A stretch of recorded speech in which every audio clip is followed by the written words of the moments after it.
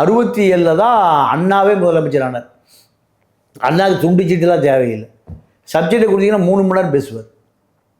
நீங்கள் அவர் மரணத்தின் தடுவாயில் அமெரிக்கா போகிறார் வைத்தியத்துக்கு. போகிற வழியில் போப்பாண்டவர் 5 நிமிஷம் பார்க்கணும்னு ஆசை. போப்பாண்டவருக்கு 5 நிமிஷம் பார்க்குறாரு. போப்பாண்டவர் 2 மணி நேரம் அப்படியே மெய்மறந்து கேட்டுட்ருக்கார். யார் பேசுகிறத? அண்ணா பேசுவதை விட விஜய் அதிகமாக பேசுகிறாரா? 2 மணி நேரம் கேட்டுட்டு இருந்தார் போப்பாண்டவர். கேட்டுட்டு சொன்னார், உன்னை ஒரு 5 நிமிஷம் பார்க்கலான்னு கேட்டேன். நீ ஒரு சீஃப் மினிஸ்டர் ஆஃப் தமிழ்நாடு, உனக்கு கேன்சர், மரணத்தோடு போராடிட்டு இருக்கிற, அதனால் உன்னை ஆசீர்வாதிக்கலான்னு ஒரு 5 நிமிஷம் அப்பாயின்மெண்ட் கொடுத்தேன். உனக்கு 2 மணி நேரம் பேசிகிட்டு இருந்தேன். உனக்கு என்ன வேணும் கேள்வி நான் தர்றேன். யார் சொன்னான்? விஜய் அவ்வளோ பெரிய ஆற்றலாளரா? அண்ணா கேட்டார். ஒன்றும் இல்லையா, எனக்கு போர்ச்சுக்கல் நாட்டில் சிறைவில் அடைபட்டு கிடக்கிற ரானடே என்ற ஒரு விடுதலை போராளியை நீங்கள் ரிலீஸ் பண்ணணும்.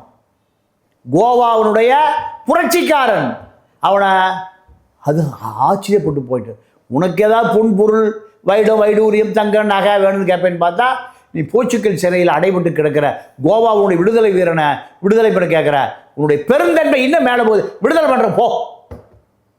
அவன் விடுதலை செய்து டெல்லிக்கு வந்து இறங்குற பொழுது அண்ணா சமாதி தான் இருந்தது.